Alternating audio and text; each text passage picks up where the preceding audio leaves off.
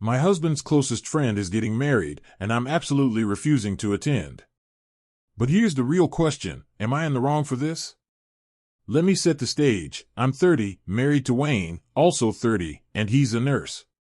2 years ago, he enrolled in a 1-year accelerated nursing program at a university in our city. It was a grueling course, condensing 4 years of nursing school into just one. The program is for people who already have a degree and have taken the required prerequisites.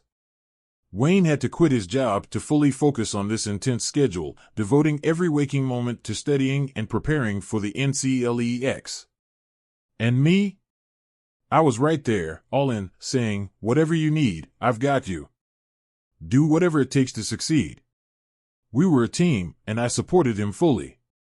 Now, here's something important. Wayne and I have been together for 15 years. High school sweethearts. Through it all. During the first week of Wayne's program, he met Bonnie, 27, and Gail, 28, two other students who quickly became close friends. For the entire year, the three of them studied together, day in and day out. It was their routine, their constant. Most of the time, they'd gather at our house because it was conveniently located between their homes and the university. Since I worked during the day, they had the place to themselves, and I didn't mind at all. In fact, I grew to like Bonnie and Gail. Eventually, they became more than just Wayne's friends, they were mine too. Bonnie's boyfriend, Dan, and Gail's girlfriend, Tanis, even started joining us for dinners. It was this tight-knit, warm circle. And no, let me clarify, there were never any issues with Wayne making friends, especially with women. We've always had a rock-solid relationship. I trust him completely. Plus, Bonnie and Gail were in relationships too, so it was never an issue. Over time, Wayne even helped Gail through a tough breakup with Tanis. But after that, the get-togethers started to dwindle. Tanis wasn't around anymore, and Dan was working more, making it harder to get together as often. Fast forward to graduation. Wayne and Bonnie decided they both wanted to work in the emergency department. Gail, however, took a different route and ended up on night shifts. Their lives were changing, and it became clear that Wayne and Gail had drifted apart. Wayne rationalized that they were just busy and didn't have time to stay in touch. Bonnie, on the other hand, still kept in regular contact with Gail. Then, not long after, Dan proposed to Bonnie. It was such an exciting moment for all of us, and we were thrilled for them. Bonnie assured us that we were definitely invited to the wedding, and she promised it would be a blast. But here's where it all takes a turn. The wedding wasn't going to be local. It would be held in another state, a 12 to 13-hour drive or a flight away. Of course, this would cost a lot of money, but we agreed we would make it work. Bonnie asked Gail to be a bridesmaid, and the excitement grew. It felt like we were all coming full circle, reuniting after so much time. And then, as if fate had perfect timing, I found out I was pregnant. We'd been trying for a while, and the news couldn't have come at a better moment. Our baby boy would be about 9 months old by the time of the wedding. Just the right age to leave him with my parents for a day or two so Wayne and I could attend. So far, everything was lining up perfectly. But then came Tuesday. Bonnie personally delivered the invitation to Wayne, and we began making plans. I requested time off from work, and we started saving for the trip. But then came Friday, and everything unraveled. Bonnie pulled Wayne aside after their shift. There was tension in the air. She seemed uncomfortable. And then, it came out, she and Dan had fought. Apparently, Bonnie's decision to invite Wayne, and us, had sparked something ugly. Wayne was baffled. What could possibly be the problem? Why would Dan be upset that we were invited? Bonnie then explained it. Gail had this delusion. For reasons that were completely beyond logic, she believed that Wayne was in love with her. Bonnie and Dan had tried, repeatedly, to reassure Gail that nothing was going on between Wayne and her. But Gail wouldn't listen. No matter what Bonnie and Dan said, she persisted in this fantasy. And it didn't stop there. Gail started badmouthing me, calling me manipulative and mean. She began insisting that Wayne and she would eventually be together. When we shared the news that we were trying for a baby, she spun a new delusion, that Wayne and she would have children together. It was too much to take in. Gail's fixation was growing out of control, and I had no idea how to process it. I had always trusted Bonnie, trusted our friendship. But this was something else entirely. It was like my whole world had just flipped upside down. I could never have imagined being in this situation. It's baffling, honestly. Why is this happening to us? The story begins with an unspoken tension, a misunderstanding, and a betrayal that's left me reeling. I can still hear the words echoing in my mind. Anyone who owns an AR-15 has those children's blood on their hands. It doesn't even sound like something I would say. In fact, I can say with complete certainty that I never said anything even remotely close to that. Why would I? That's not who I am, and I would never speak in such a reckless, unhinged way.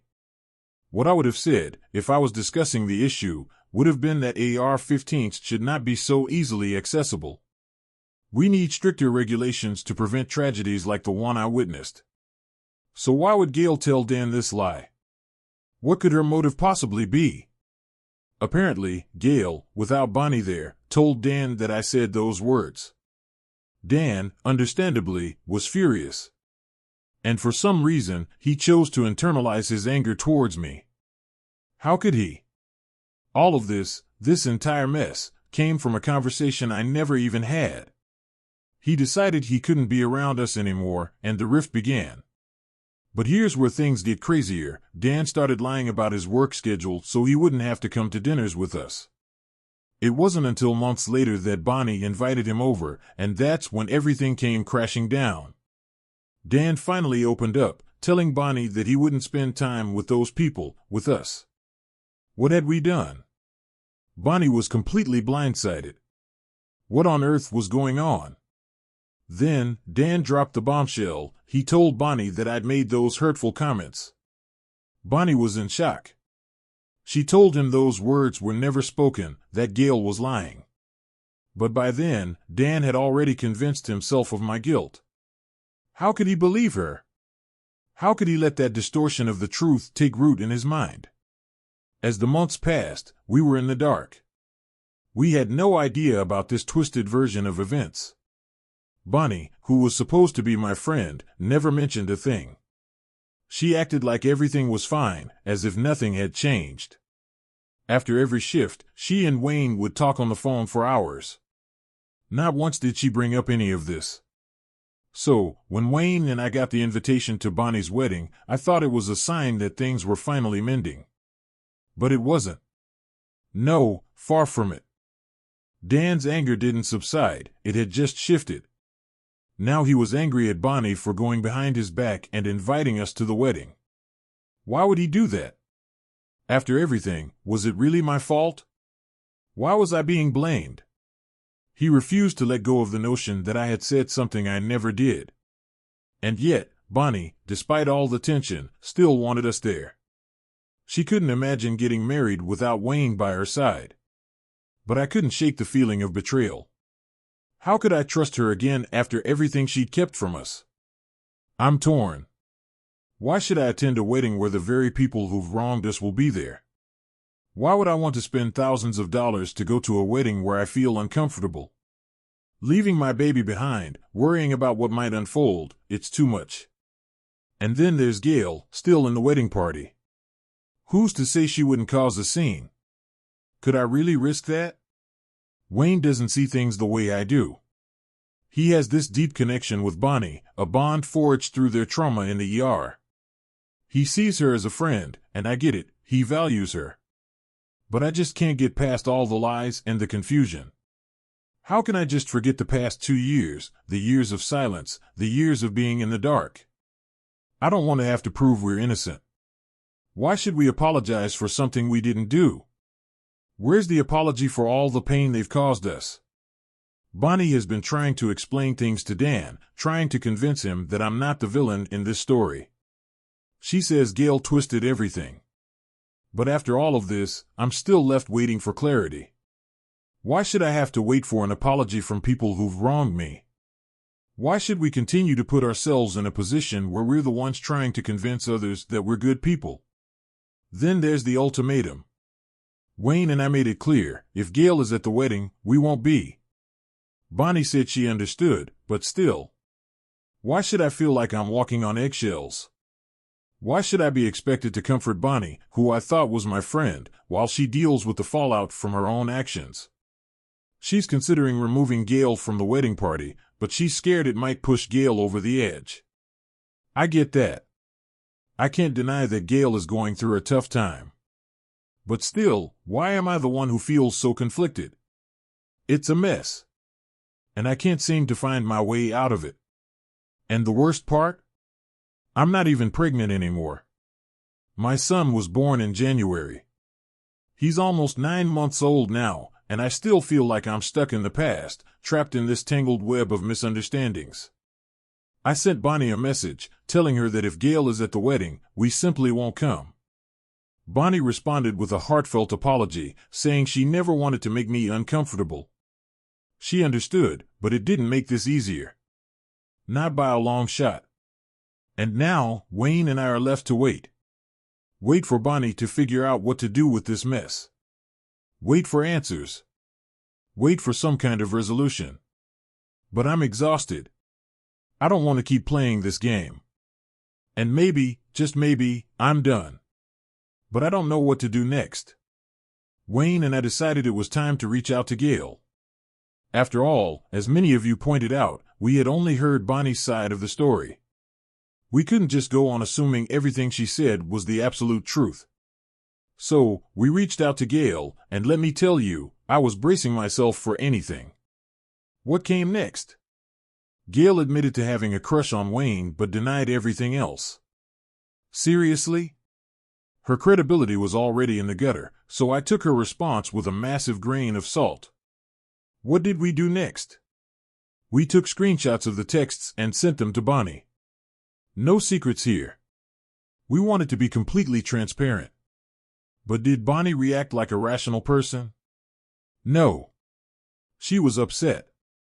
She didn't get why we reached out to Gail and accused us of having nothing to gain from it. Bonnie then had the audacity to say, I wish I could have had a say in how this interaction was handled. Oh really, Bonnie? How about we get a say in how we've been treated for the past 2 years? But sure, let's focus on that. I couldn't help but laugh. What a ridiculous statement. Bonnie, clearly, was spiraling. She called Wayne while I was at work, and I wasn't there to hear what was said. But Wayne filled me in later, and let's just say I wasn't thrilled about his decision to answer the call. I pointed out to him that answering that call left him open to manipulation, but of course, we were way past the point of easy fixes. Bonnie told Wayne that she and Dan were having issues. Great, right? As if we didn't have enough drama. And of course, us reaching out to Gail only made things worse for her. Wayne, ever the calm one, told Bonnie that we understood she had a lot going on, but that didn't change the fact that her actions had consequences. This wasn't some isolated drama. Bonnie's behavior was the catalyst.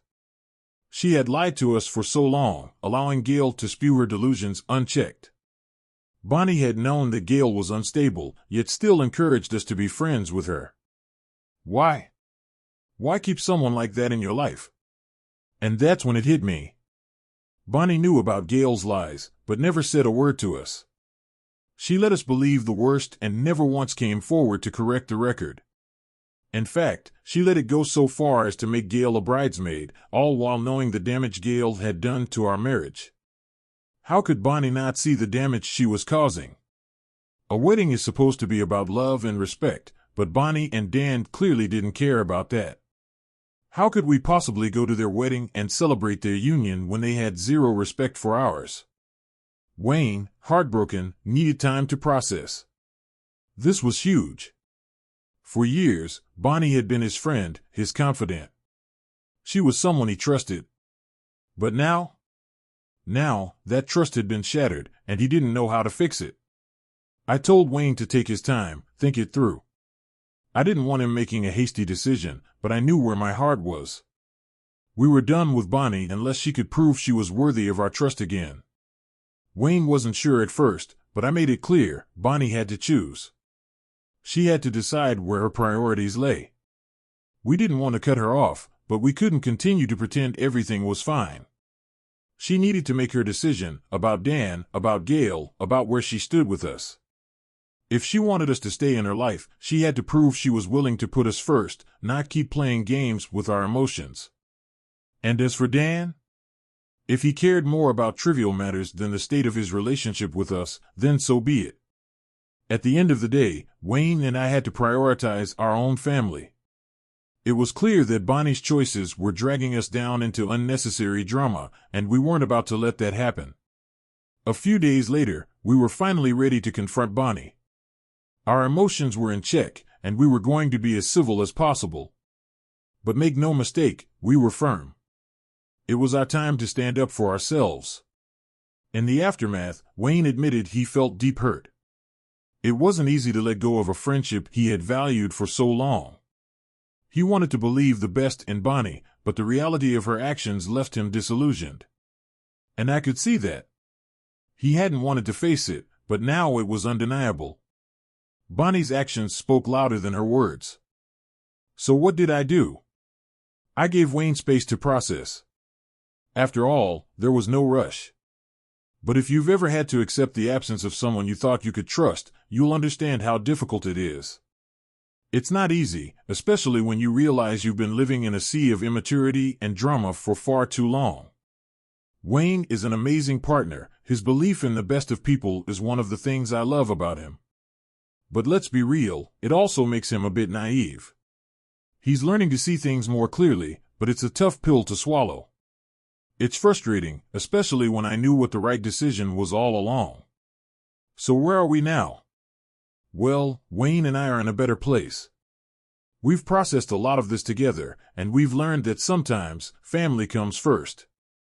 We may not have all the answers yet, but we're standing firm.